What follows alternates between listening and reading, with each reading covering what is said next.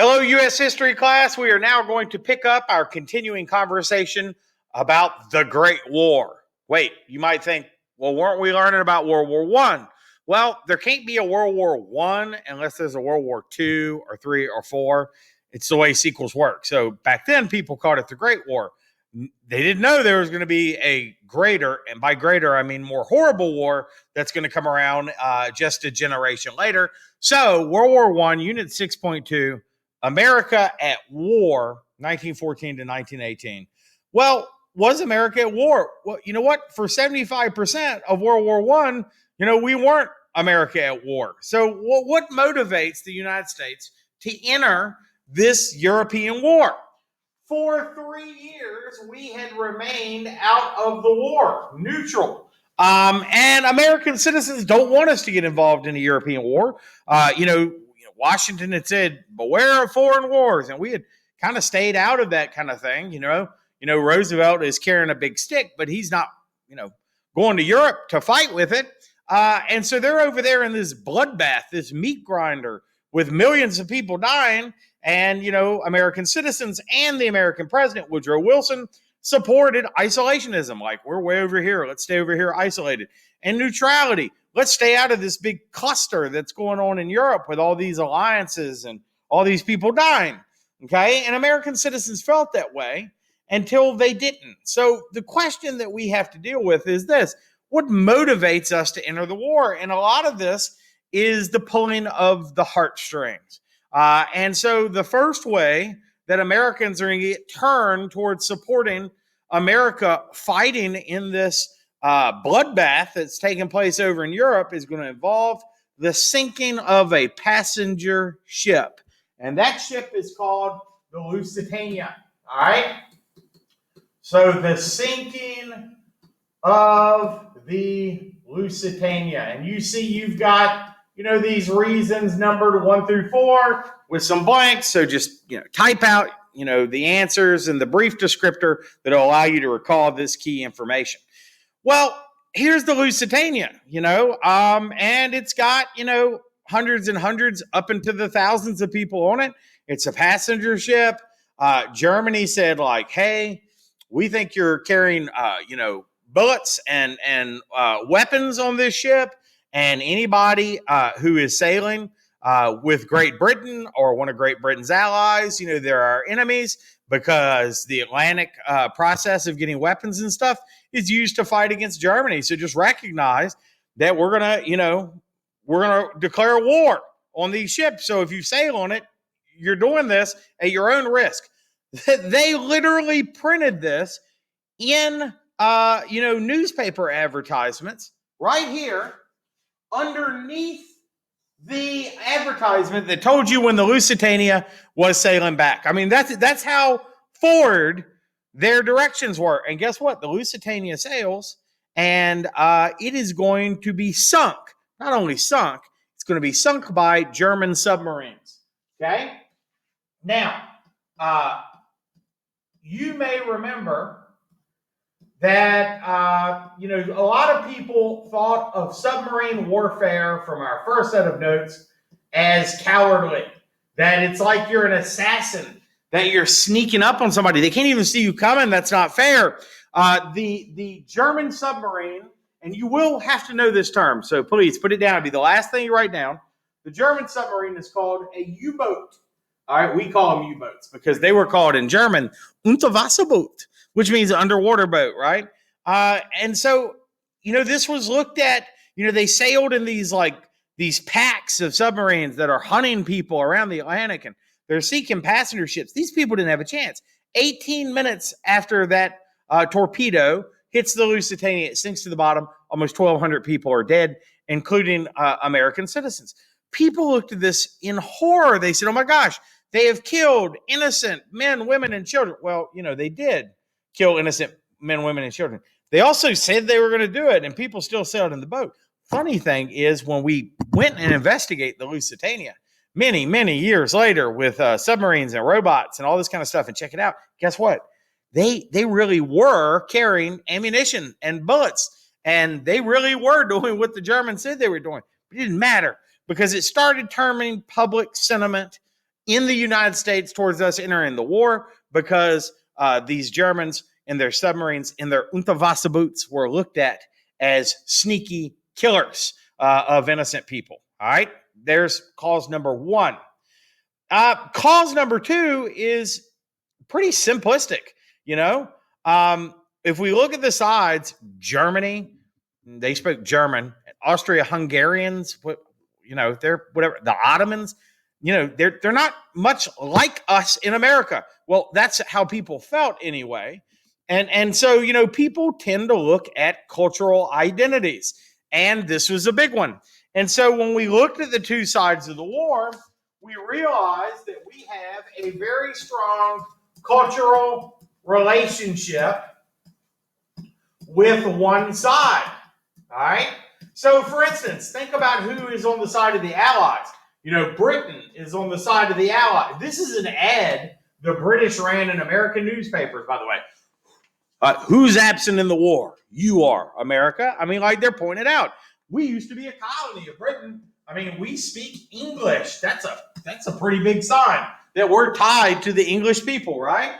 The vast majority of our people that settled here, were English and Irish and Scottish, and this is these Western Europeans. This is who came here. So we have these cultural relationships. We were once a colony.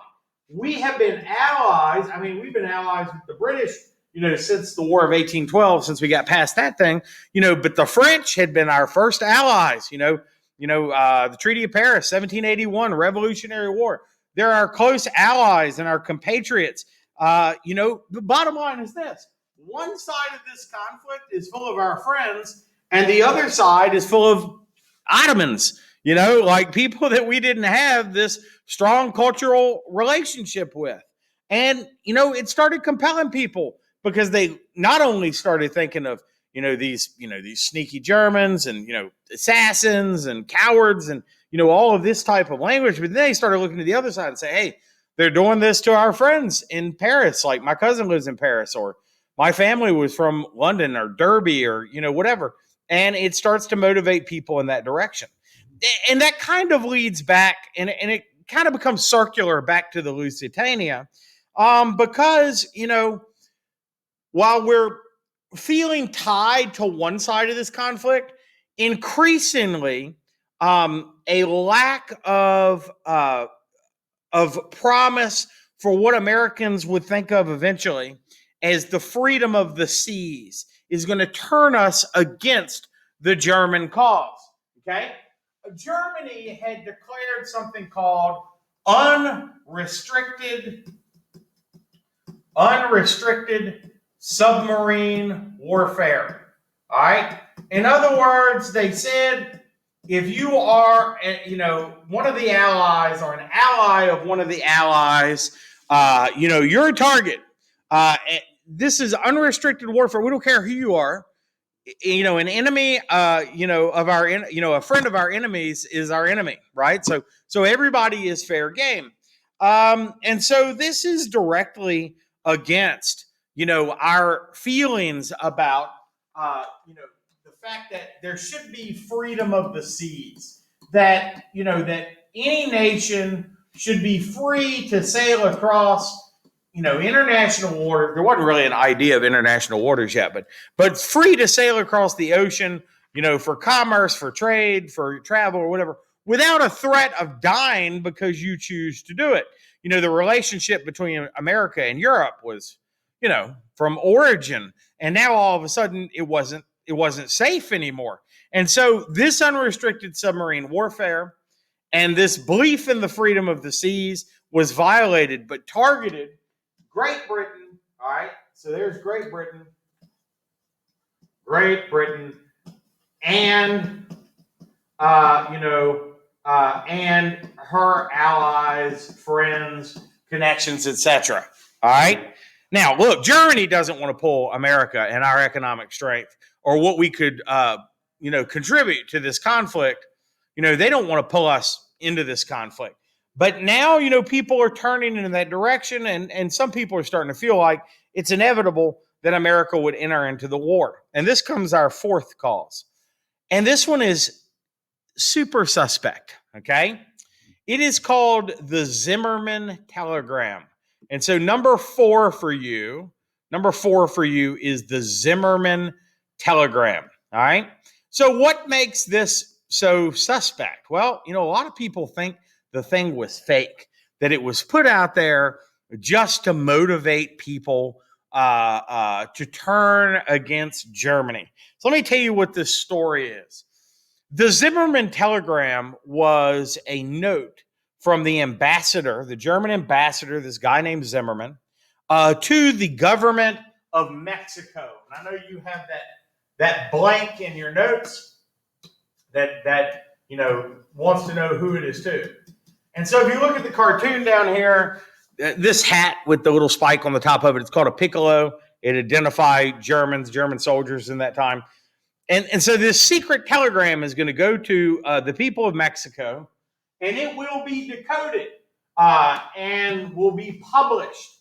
And it basically, if you look, it says, we intend to begin on the 1st of February, unrestricted submarine warfare. We shall endeavor, in spite of this, to keep the United States of America neutral. But if this doesn't work, we want to make Mexico a proposal. If we make war together, we make peace together. That means that we're going to hook you up.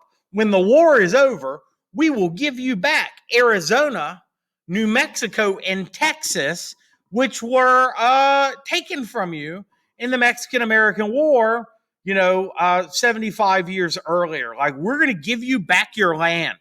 All right? Whoa. So now, all of a sudden, the World War I is not in distant Europe. If this thing is real, World War I is right on the southern border. And if Mexico were to join in and help Germany, we could have land armies of Germans and Mexicans invading from the south. And, all those people that live in Arizona and Texas could lose their homes, and it could become Mexican territory again. And we know we kind of took it from Mexico. So they'd probably be pretty interested in that. Well, listen, a lot of people think this thing was faked. They think that, that American intelligence agencies, faked it and put it out there in the press to turn people's opinion. It could have happened. But the bottom line is this, the Zimmerman telegram and the idea of unrestricted submarine warfare. The fact that, Germany may look at us as enemies, right off of our coast, as soon as we're out there in the Atlantic where we go swimming in the summer on the east coast of the United States, this takes the war out of distant lands. They're not fighting in Flanders.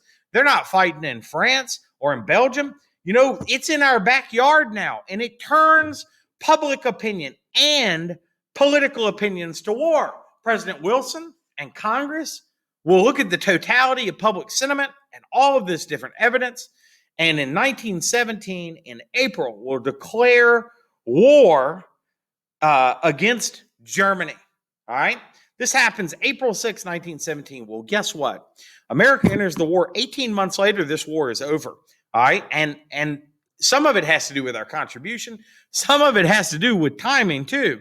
But America is going to come out of the other side of it, having emerged from this crisis, really a new country. And we have all types of challenges that we're getting ready to face, besides for World War I. So World War I is a weird period because it's a little bit between America emerging, the end of the progressive unit, and a little bit between this crisis period that's going to turn America in the end into a modern nation state with a robust welfare system and an economic superpower and a military superpower. All that stuff happens over, a 25-year period.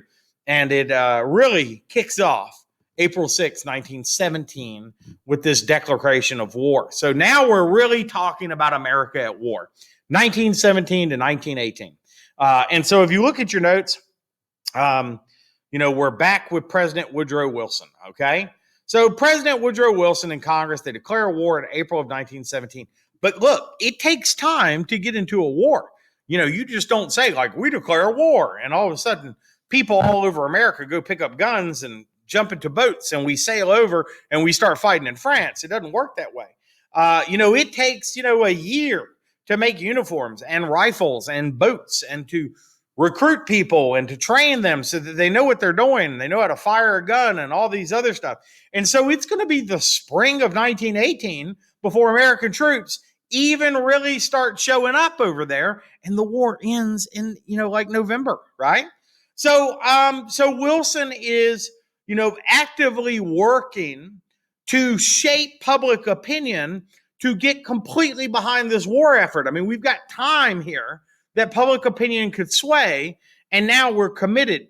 And the reason we're committed is this: Wilson wants America to have a say about what happens in Europe at the end of this war. We've gotten pulled into these things, or, we're constantly like the Monroe Doctrine telling Europe to stay out, or, we're constantly worried about what's happening in the world. Well, Wilson wants to have a say in shaping the world around us. Remember, Roosevelt, progressivism, Roosevelt said, hey, we're going to be the constable of the world. We're going to be world police. That progressive idea that you can use American government to fix problems. Well, you know what? Now America is not just in America. We're all over the world. And Wilson is looking at using American government and American military might and economic power to fix problems that are elsewhere in the world. Ooh, that is a world police thing. And so how does he preach this to American citizens? First of all, he says that the United States has to join the war so that we can make the world, and this is a huge phrase, we can make the world safe for democracy. Oh, man. The world has to be safe so that democracy can thrive and so people can have a say in the world that they live in. That's not just for us, that's for the whole world.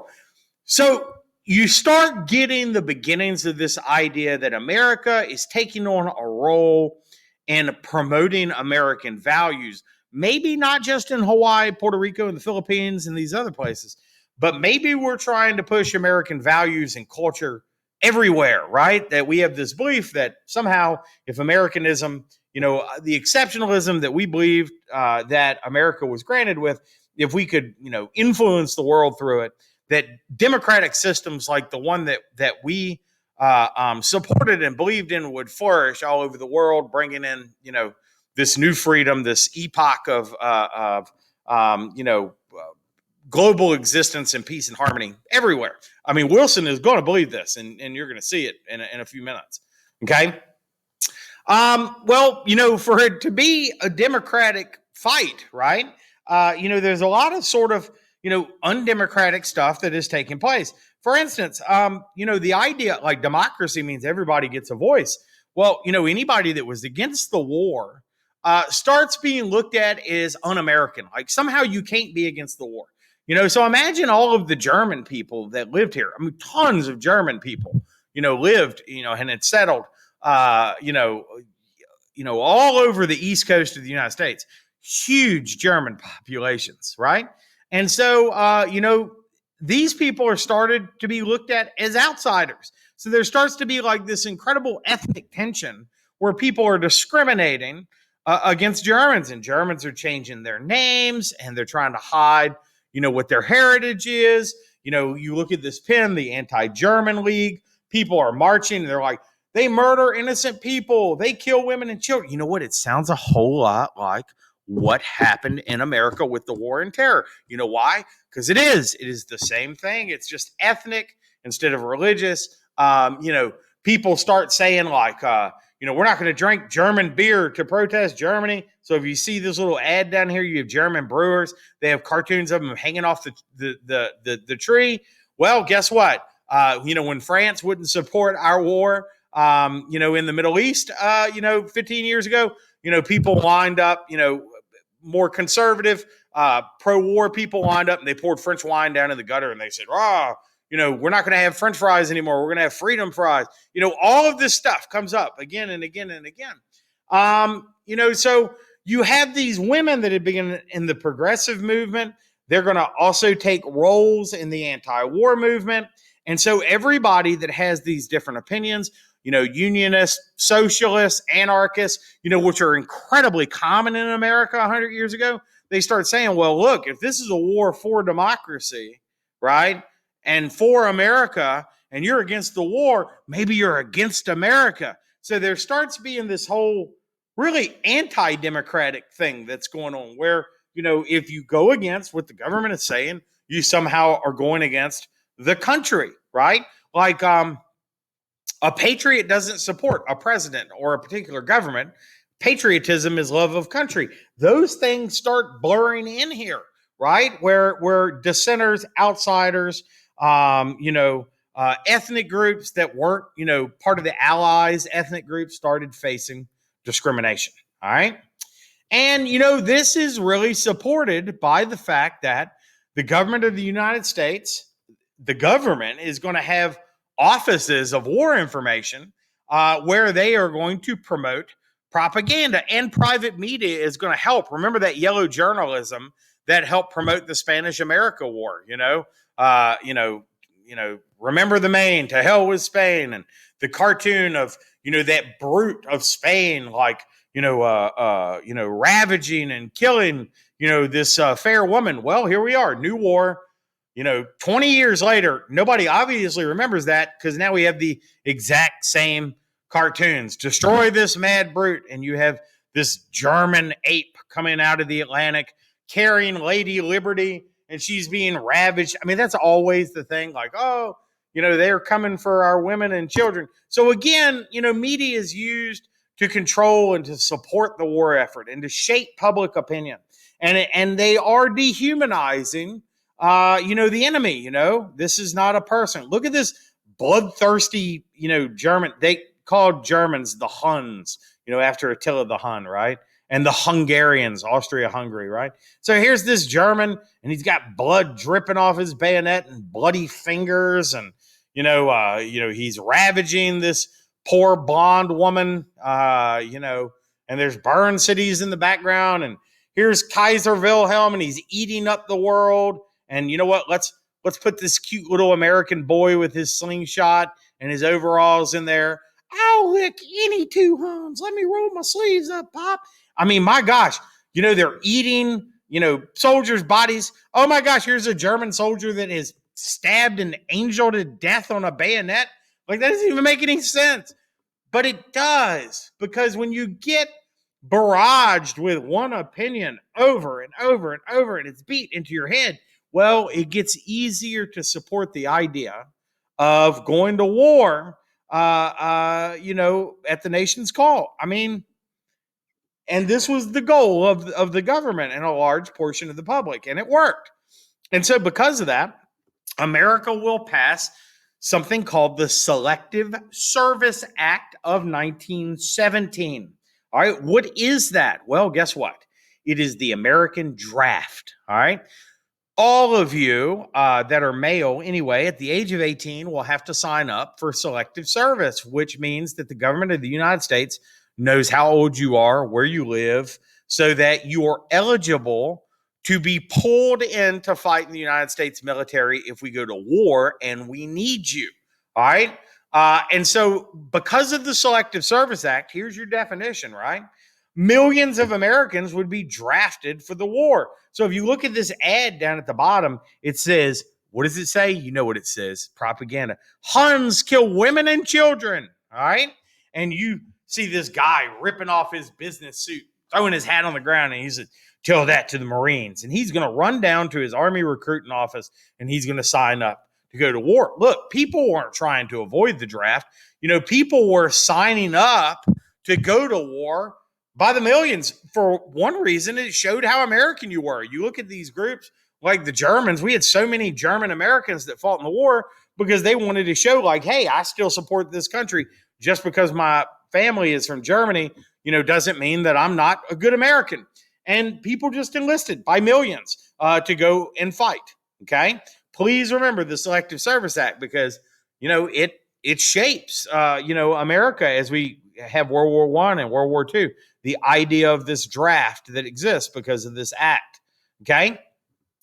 And so now you get all these people that are changing their lifestyle and their jobs so that they can go off and serve in the military.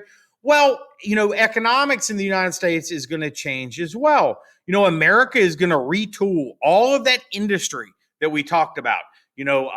All of these different manufacturers that made trains and parts and, automobiles, all that assembly line and electricity and technology is going to be turned into making weapons of war.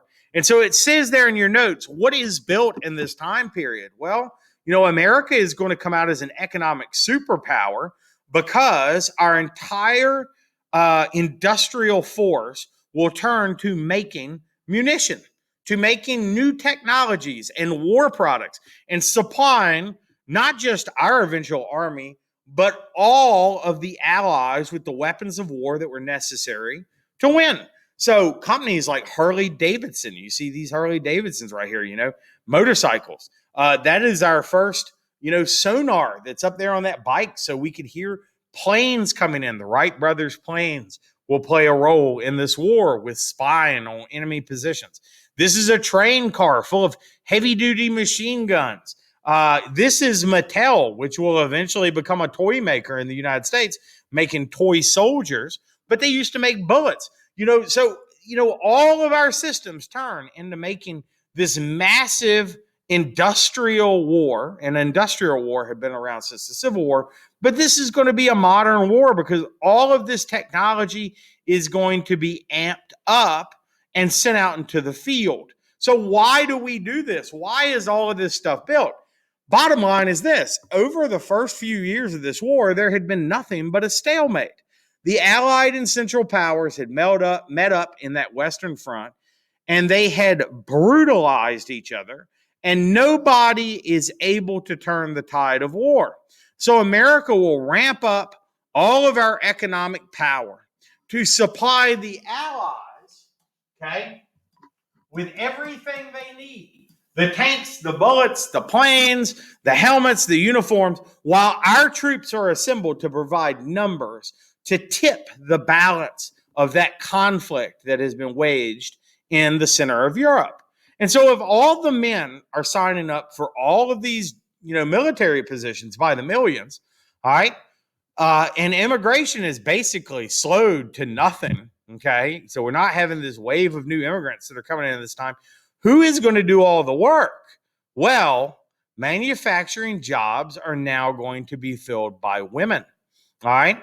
And they are going to come in, and so much of the economic firepower that's produced in this time is made at the hands of mothers and wives and sisters of soldiers that had gone off to war. Now, at the end of the war, in response to this new public role and this new responsibility, women are going to get the right to vote. You already know what that is. That is the 19th Amendment, which we learn about in the progressive movement because it is sort of the last gasp of the progressive movement. All right. It is sort of the last big thing that happens. They say, look, women helped us win this war. Now they need to have a say in whether their sons and their fathers go to war in the next great conflict. And the reason that, the progressive movement falls apart right as America's economy is exploding is, it's going to be interesting. All right. People are going to take this newfound power and they're going to turn it back towards wealth instead of towards reform. Okay. But in this reforming period, I told you that a major motivation for what is taking place is Woodrow Wilson. Woodrow Wilson, who's the president of the United States, he is that last progressive president. He wants to shape the world peace that's going to come afterwards. And he creates a 14-point program of 14 different things that should happen after the war so that we can have peace when the war is over, so that we can have a world that is safe for democracy, so we can have a world that has freedom of the seas and all these types of things. So these points are later going to be taken as the basis for the peace negotiations that happen at the end of the war. You don't need to know all 14 of these points, but you do need to know 4 of them. And a couple of them we have mentioned, and the couple that we haven't are going to make complete sense to you. The first one is freedom of the seas, right? And this is motivated by a reaction to Germany's unrestricted submarine warfare. The fact that they, were sinking the Lusitanian passenger ships and all this kind of stuff, is going to lead towards us demanding this as a function of the peace, that everybody is free to use the international seas. The second is something called the mandate system. Now, look, this is a big deal because whoever wins the war is going to have to decide what to do to divide up all these enemy colonies and to create like sort of a path for these other territories that aren't Germany, like the other places that people own. And so while we talk all about Europe and all the fighting in Europe, there's stuff going on in South America. There's stuff going on in Africa. Like there's fighting, all over Australia. There's all this conflict all over the world in these colonial places. And so the mandate system means that the victors are going to manage and shape what the territories look like that they take away from the people that lose the war. All right. Number 3, self-determination. All right. You look at these two maps right here. Austria, Hungary, controlling Serbia, blah, blah, blah. Now, that's not going to happen. Self-determination says that the ethnic groups that are being held by these European Central Powers, they will determine their own nations. So out of Austria-Hungary, look, you get Austria and Hungary and Czechoslovakia and Romania and Yugoslavia. And, like all of these places are going to emerge out of there because of the people that live there. The Slavs are going to get their own place. The Hungarians, their own place. Austrians, own place. I mean, like, this is what we're talking about. So some really big nations come out of this. Syria comes out of this. So we get Syria, which is a huge deal. We get Turkey is going to emerge in this period. Poland is going to emerge in this period. So, I mean, you're talking about big, important modern nations are going to be shaped by this self-determination goal of the 14 points that makes up the peace at the end of World War I. All right. The fourth big one is the League of Nations. All right. The League of Nations is Wilson's idea for a global organization that can sit down and allow countries to work out their problems so that we don't have future wars like this.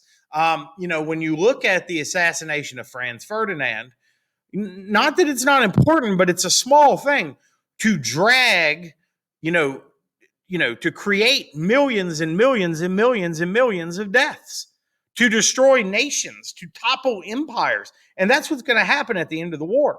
And Wilson says if we had this ability to talk through our problems, we could avoid this type of modern, industrialized, horrible warfare.